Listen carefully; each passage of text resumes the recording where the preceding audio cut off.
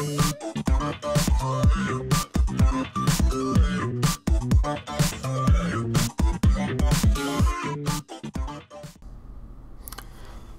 ladies and gentlemen, I am Mr. Echo Fox, and today we're taking a look at a roguelike game called Teleglitch. Now I played this a while back. I played the demo actually, and that was before it was fully completed. So now I'm taking a more in-depth look at it, and well, let's start off by talking about the story. I haven't played all of the game yet, but from what I gather, there's some experimentation with teleportation, and it all went horribly wrong, which is kind of cliche, but there seems to be a lot of really rich and deep sci-fi stuff going on, and there's I guess data logs or accounts of what actually happened along the way through the game. You can pick them up and they'll explain what exactly happened. Also, there seem to be killer machines running around, and that seems to be your main enemy. At least it says non-human combatants. So I don't know if they're machines or aliens or a hybrid of both. Okay, so let's talk a little bit about the level design of this game. I'm showing the map here. Everything is procedurally generated. If you don't know what that means, it means the computer randomly generates the levels differently every time. So that means there's a lot of replay value, and I don't know about you, but as far as being a gamer is concerned, I enjoy replay value. Most people do, and because of the random generation of levels, the level is never quite the same each time, and it makes for an interesting sort of mechanic, because you can't memorize levels. So experiencing the level over again numerous times is different every time, which is really quite nice. And it's a roguelike, so there's plenty of items to pick up, and there's also secrets, and the secrets, of course, change location every time as well, so you have to find them over again once you die. And you will die a lot. It's a roguelike, so expect to die a lot. Trying to organize my thoughts here of what else I want to talk about. Okay, well, there's I guess I would call it a primitive crafting system where you can pick up items and craft different weapons and that sort of stuff. For instance, you could pick up a box of nails and some other stuff and make yourself a nail gun. Essentially, you're making improvised weapons and explosives. It's really quite cool.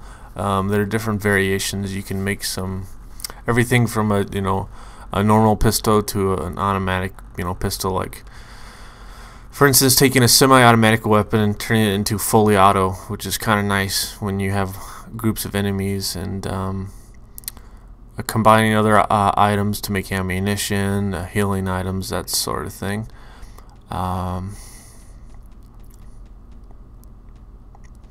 What else would I like to talk about? The aesthetic. I really like the graphics. While they're definitely not the best, no one can argue that. It's a very unique aesthetic. It's sort of gritty, I guess would be the word, and retro. You got this, sort of top-down 3D perspective of the world, and everything's a little glitchy, which I think is obviously intentional, because the game itself is called Teleglitch, and it just seems, I don't know, it just seems very very retro. It often reminds me of playing Doom, and reminds me of the level design of Doom and old school games, because the level design is pretty elaborate, and modern games don't seem to have the level of I guess detail and level design that they used to. They seem a lot more linear in this one, and in this game there are multiple paths and that are branching out, and secret areas, and also from what I saw, there are multiple ways to finish the level. I could be wrong about that, but I remember seeing at the end of one level there was one teleporter to end the level and go to the next one, and then I decided I wanted to look around some more, and clear on the other side of the map I found another teleporter to somewhere else. Now, so far these teleporters have been used to end the game and go to the next level, so I can only assume that there are two ways to end that level, which is kind of nice. That means you don't have to have one set linear path, and you can just play the game. I think too many games seem to dumb down, at least modern day games have been dumbing down everything, and I don't know, gaming should be about choices and experience and exploring a new world. You can't be fully immersed if someone tells you, well, you can't go down that hallway, the bad guys are there, or whatever else they may have you constricted or confined to. That's why I really enjoy the open world genre as well. But what else is there to talk about? Well, I mentioned briefly about data logs. The writing is actually pretty good, especially if you're you're a sci-fi nerd like I am. It's interesting to just read some of the data logs. I don't know if that's what they're called, but they're an account of what's happened. Also, you'll notice I just died here, and every time you die, there seems to be some sort of unique saying or quote about death and embracing it. It's kind of interesting and amusing to see what the response usually is. And there are 10 levels in all in this game. You might think that's not a lot, but it's a roguelike game, so you're going to die a lot. And plus, with the random generation or procedural generation, the levels aren't going to, they're going to vary. So like I said, the replay value comes into mind. So even if you play the 10 levels and you're like, okay, that was interesting, then you go back and play it again, you're going to have a completely different experience because the levels are going to change drastically every time.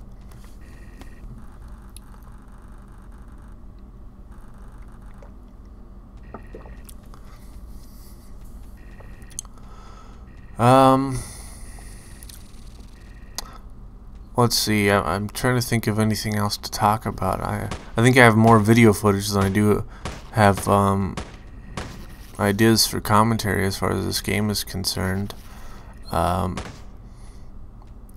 It's not necessarily a very complicated game, so I don't need to go into great detail. I think if you like roguelike games, you'll know right away if you like this sort of game. I guess I can mention I just found a secret right here, and I'm going to blow it up with some explosives. And this one had some extra gear in it. The secrets are quite nice. You'll find extra ammo and healing kits, so you definitely want to be looking out for those if you want to survive, because it is a roguelike.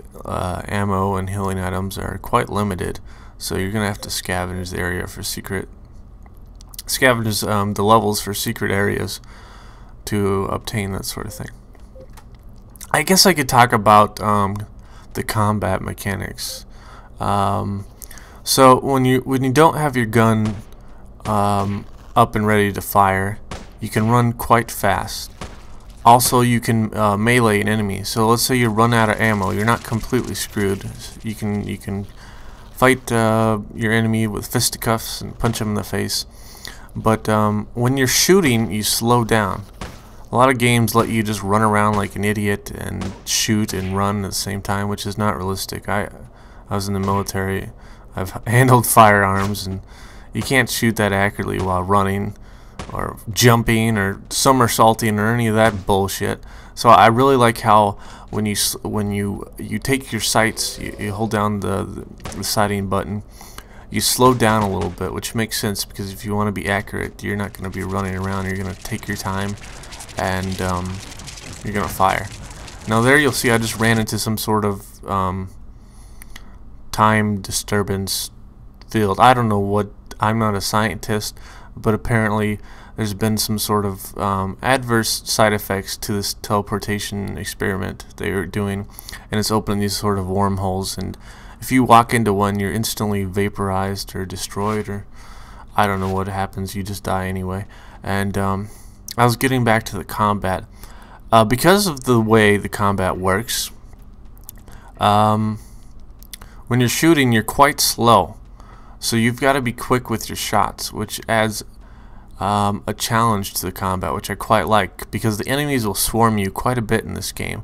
So when you slow down to fire, they're all just going to swarm on top of you. So you got to take your shots very carefully. And it adds quite a bit of challenge to the combat. I like how it works, because you gotta sort of think the way you're gonna approach a combat situation. And I often just run down back into a corridor and let them run single file, because they're not very smart. They'll just run right into a small corridor where you can just bottleneck the enemy and fire upon them, and that's what I usually do. Otherwise, you're out in the open like this. You'll see later that I get surrounded quite easily and get my ass kicked. So I also like how the map looks, not the level but the map. When I go to the map, it only shows when you reveal areas of the map, it shows the outline of the area, but when you're in a certain area, it shows, I guess, a satellite view, I would call it, like a Google Maps view. You see the terrain and what it looks like, but only in the area that you're in currently. I'm doing some post commentary this time around because it seems to be easier to do rather than live commentary, because I can think a little better because I'm not trying to play a game. However, I'm not exactly syncing the commentary with the video, which is something I may have to work on.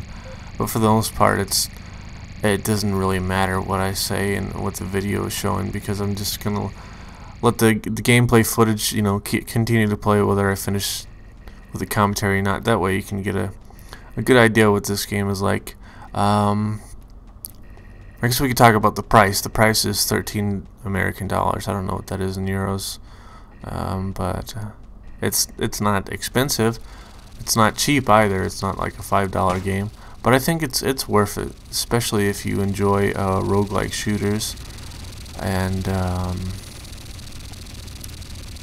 yeah, I've had quite a bit of fun with this game so far. I'm a big fan of roguelikes. I actually have been playing a lot of Dwarf Fortress quite recently. I'm a bit addicted to that.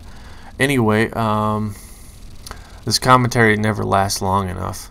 I have probably about 30 minutes of gameplay footage.